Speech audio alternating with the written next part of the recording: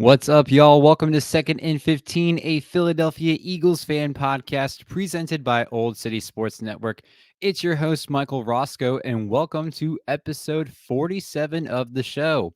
Before we get into this week's topics, if you're watching this on YouTube, don't forget to like and subscribe to the Old City Sports Network and Second and 15 podcast YouTube channels, as well as turn on notifications so you can catch all the content.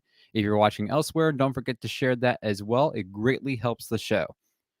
All right, we got a little bit of topics this week. We've got the NFL news of the week involving a big money payout to potential viewers, as well as some Eagles topics related to Saquon Barkley, Jalen Hurts, and some awesome fundraising drives. So let's dive right into this now, starting off with that NFL news for the week.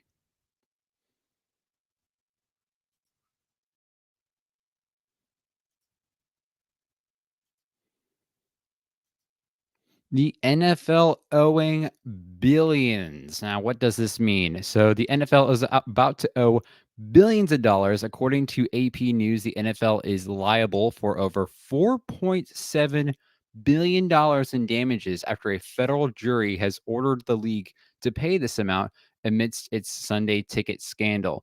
Now, allegedly, the league had violated antitrust laws by selling subscribers and businesses Sunday ticket at inflated prices between the years of 2011 and 2022. For those who don't know what Sunday ticket is, I'd be very surprised. But if you're new here, basically it allows homes and businesses to purchase a channel package to watch out of market games. So it's great if you're a Philly fan living in Idaho, if you're a Dallas fan living in Hawaii for whatever reason. But basically, you get all the out of market games. Anyway, so this lawsuit impacted around 2.4 million residential users and about 48,000 businesses. Now, is this overall concept shocking? Not really. I mean, the NFL is a monopoly that can pretty much get away with, up until recently, anything they wanted to. Other football networks or leagues, sorry, such as like the XFL, the USFL, the merger they did with the UFL, between the 1980s and today, they just don't really have that market, that fan base, that financial means that the NFL has the on the sports world, pretty much. They've been here since the early 1900s, and they have that history, they have that legacy, they have that fan base that has, you know, been in generations of households. That's not going away anytime soon, despite some of the shitty things that the league may do, like inflate prices on already expensive football packages. Now, if the NFL does end up having to pay this full settlement, if their lawyers can't do anything to reduce or make it go away, it'll be a hit to the league for sure. Some are saying that it would cost each team around $443 million. But to be clear, we don't know the full extent of what this payout is actually going to look like. There's a lot of speculations, like that households will get thousands of dollars, up towards around 6,000 if they had Sunday ticket between these times. Businesses could see the same thing. We don't know for sure, but if it goes as written, where the NFL is going to owe this money, they're going to pay it in one way or another, and not probably like with a big check. We'll probably see Even more expensive NFL tickets, merchandise. Stadiums will probably sell beverages and food and other merchandise for way inflated prices to make up for the loss that the NFL is going to suffer. But we'll know more as soon as we get more information on that. Now, before I dive into our Eagles news, let me give you all a quick word from our sponsors.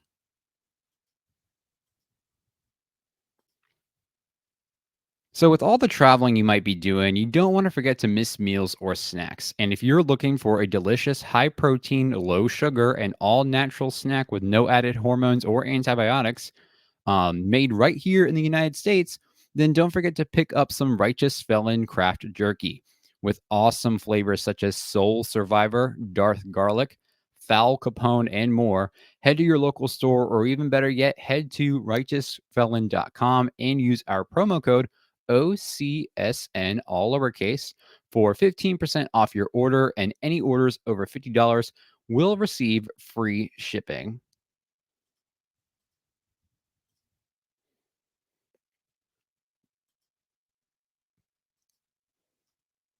With so many things to do this summer, maybe you'll be down to see some MLB games and down some hot dogs and some beers, see that Broadway show or stand-up comedian you've been dying to see, or finally get to see your favorite music artist in person.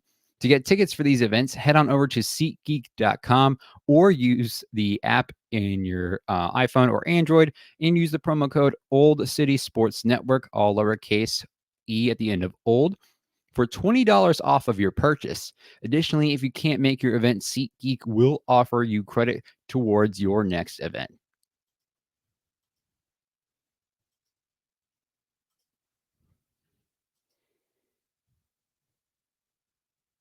And finally, with Independence Day weekend in full swing, we take this time to look at the history of those who fought tirelessly to make the United States an independent country. The 4th of July also makes me think of American history, as well as those who fought for our freedom and independence. Many of these veterans in today's age go on to pursue other activities after active duty, such as going back to school, staying at home with family, or going on to even open up their own businesses. If you want to support one of these veteran owned businesses, consider supporting Warlord Beard Oil. Head to warlordbeardoil.com and use promo code OLDSPORTS with an E at the end of old in all caps for 15% off your beard oils, washes, soaps, lotions, apparel, tools, and so much more. Orders over $75 will receive free shipping.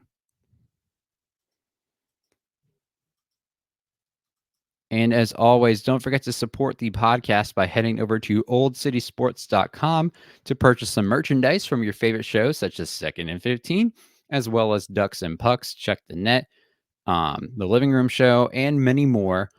Go on to oldcitysports.com and use the promo code listed at the bottom of the screen. Or for those who are listening, you can use Old City, all caps, and with an E at the end of old for 15% off of your purchase. Any purchase greatly supports the people who present you these podcasts each week, as well as the network as a whole.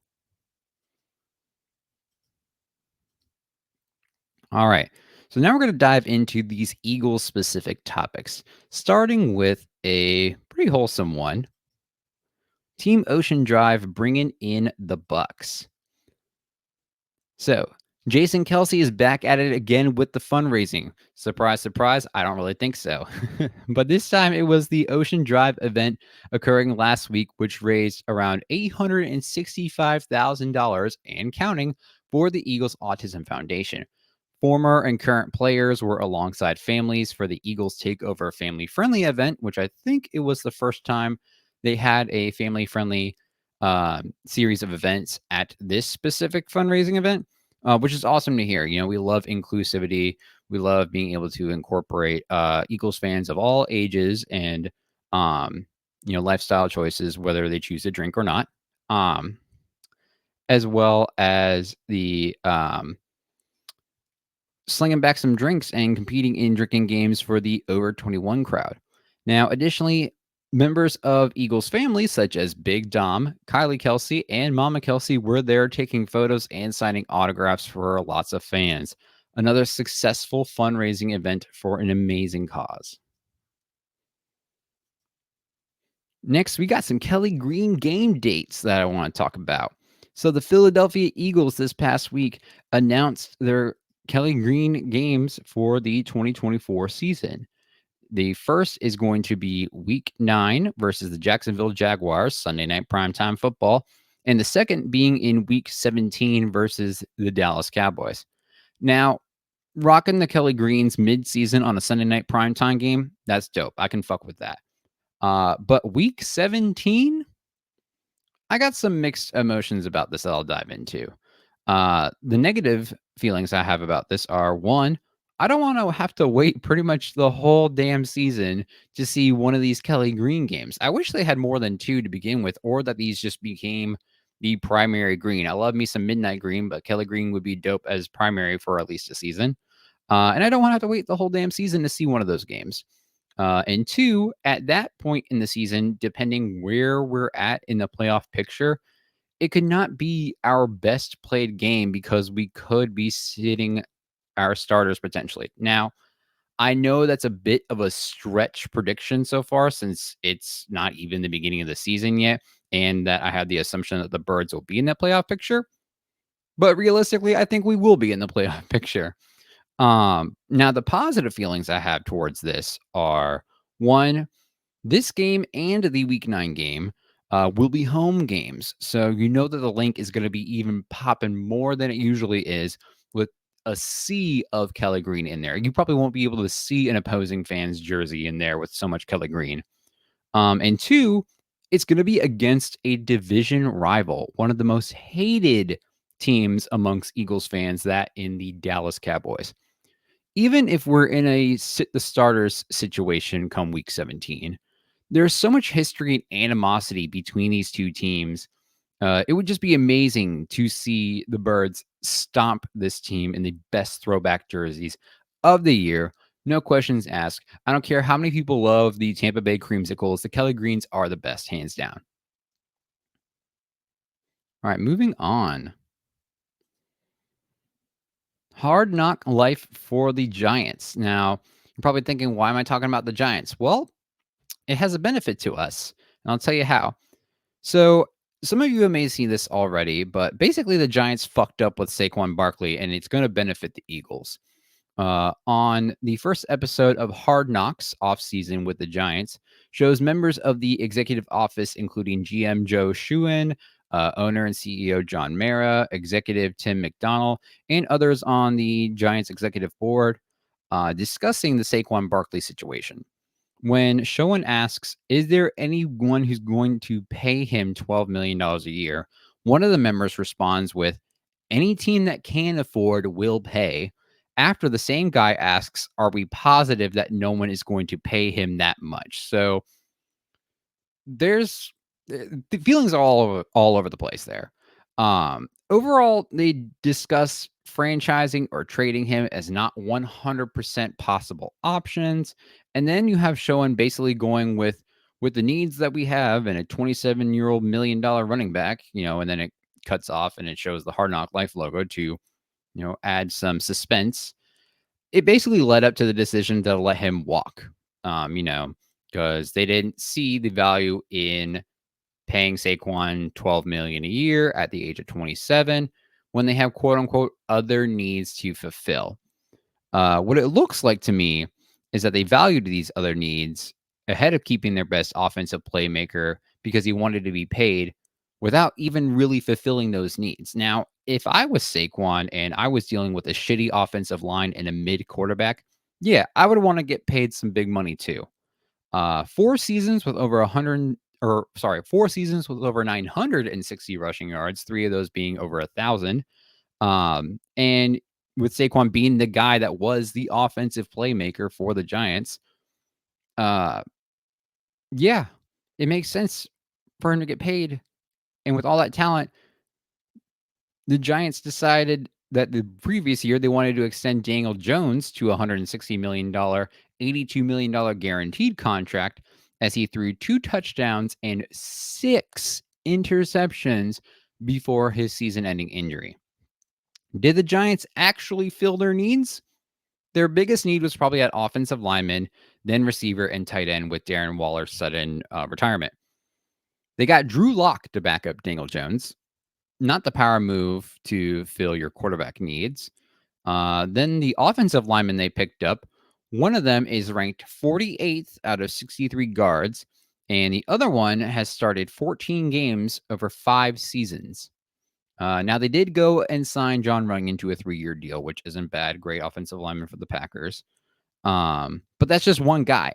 You know, one guy can't be an offensive line.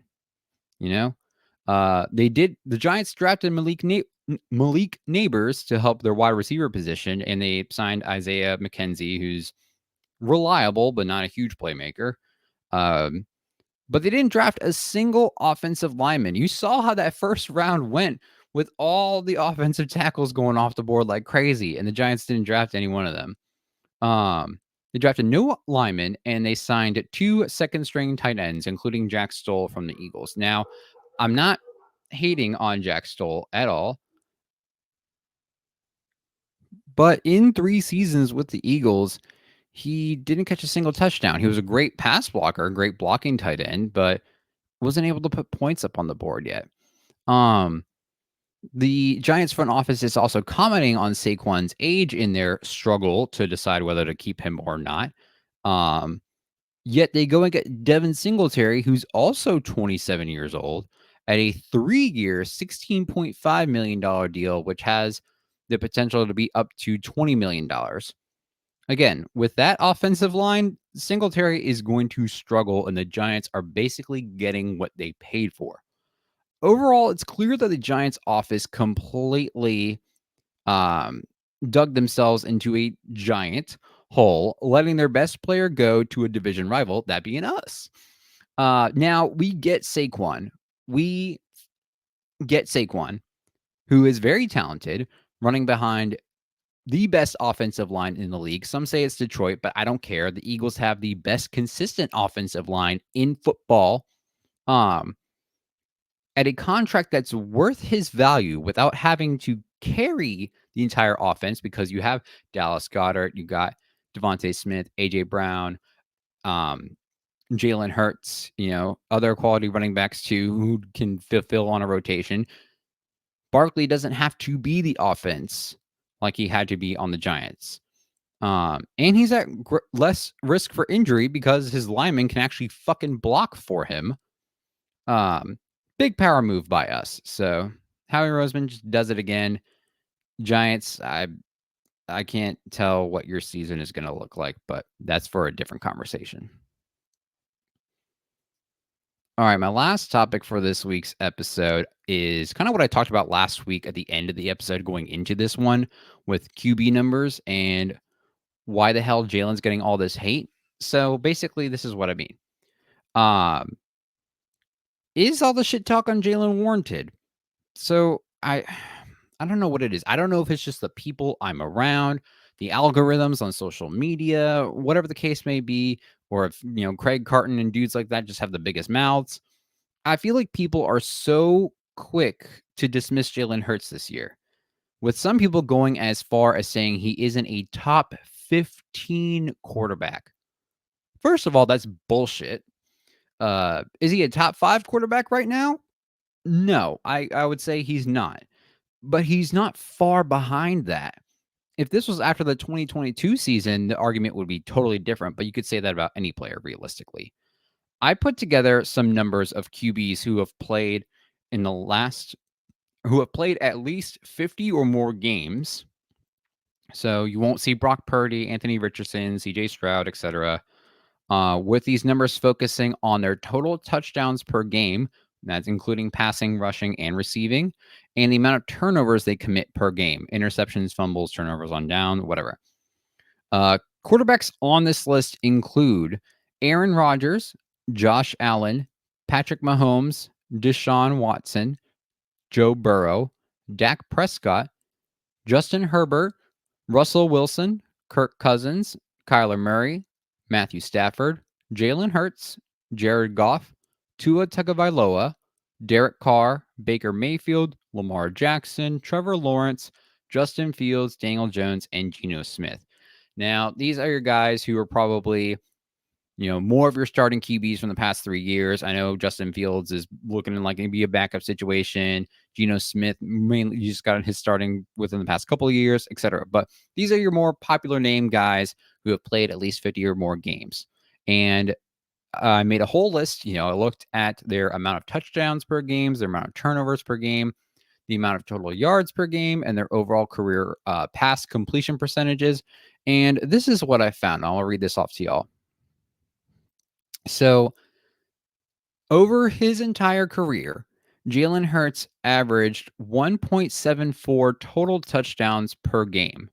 The highest in this category were Aaron Rodgers, Josh Allen, Patrick Mahomes, Deshaun Watson, and Joe Burrow, ranging from 2.05 to 2.52 touchdowns per game.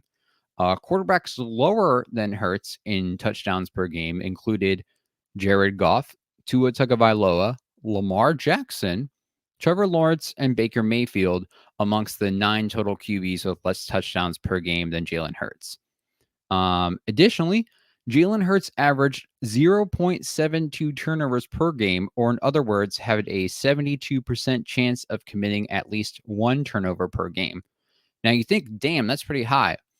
However, Jalen averaged the third fewest, you heard that right, third fewest turnovers per game across a total career, with only Patrick Mahomes and Aaron Rodgers committing fewer turnovers per game.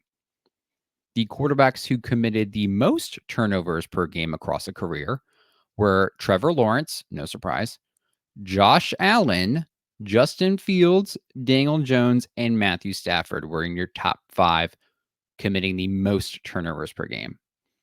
Jalen Hurts performed better overall in this category than these quarterbacks, as well as Joe Burrow, Dak Prescott, Justin Herbert, Lamar Jackson, Kirk Cousins, and more.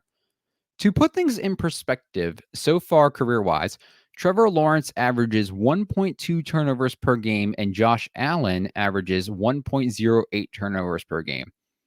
Basically, these two guys are like 100% guaranteed to commit at least 1 turnover per game. Not very reliable, as turnovers play a large role into winning games just like touchdowns do. Now, when I was looking at these numbers, did all this math and a ton of research, what I don't love so far is that Jalen Hurts does rank towards the bottom in total yards per game over a career with 230. Now, again, yards don't win games. As you can see, he's had 41 rushing touchdowns. Some could say it's tush push merchant, but there's rushing touchdowns beyond tush pushes as well. Additionally, his career average pass completion percentage is 63.4%, which is lower, but only around 1 to 3% lower than the majority of the QBs who are ranking above him. However, guess who Jalen Hurts has a higher completion percentage than? Josh Allen at 63.2% to Jalen's 63.4%. Now, I'm aware that this list doesn't necessarily take certain factors into consideration, like weather during the games, injuries to quarterbacks at the beginning, middle, or ends of seasons, their offensive weapons, inflated or deflated stats from good versus bad seasons, coaching schemes, both good and bad, and a multitude of other factors. But based on these calculations and in a per game situation, this is a per game average situation, Hurts has less turnovers than Burrow. Sorry, Jalen Hurts has less total turnovers career-wise than Joe Burrow, with Joe Burrow playing 10 less games than Hurts. Additionally, Jalen Hurts is better than Josh Allen in pass completion percentage and has less turnovers per game as well. Hurts is less likely to turn the ball over than 18 out of the 21 total quarterbacks registered in this list. And Jalen Hurts scores more touchdowns per game than Lamar Jackson, Jared Goff, and Tua Tagovailoa. 2 of these quarterbacks, some analysts say, are better than Jalen Hurts, mainly Lamar Jackson. I guess my point on this is that Jalen doesn't deserve the slander he's been getting. While after this season, he may not be a top 5 quarterback like he was in 2022, he's definitely within the top 10. I would say within the top 8. Anyone who's saying Hurts is less than top 10, I would be questionable to listening to their opinion. And then anyone who's saying he's less than a top 15 quarterback is an absolute fucking moron. I might get some slander for this, but I'll deliver these stats unapologetically. If you want the whole list, go ahead and DM me on one of my social medias, and I'll be able to get it over to you as soon as I can.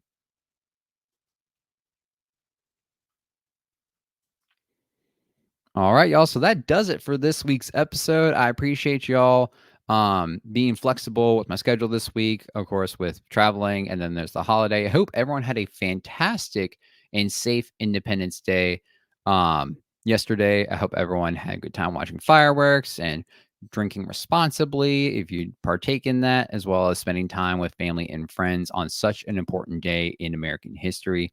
Um, Check us out on YouTube, Instagram, other social media like Twitter and Facebook. Search Second and 15, a Philadelphia Eagles fan podcast. Don't forget to support our network as we're presented by Old City Sports Network on the same sites. Search Old City Sports Network on YouTube, Facebook, Instagram, Twitter, and you'll be able to find us. And then if you're more of a streaming versus a viewing person, we are also on Spotify, Apple Podcasts, Amazon Music, Player FM, or wherever you get your podcasts. Just search Second and 15, a Philadelphia Eagles fan podcast, and you will definitely find us. With that being said, thank you for tuning in to episode 47. I hope everyone has a fantastic weekend coming ahead. Try to stay cool. It's a hot one out this weekend. As always, stay fly like an eagle and go birds.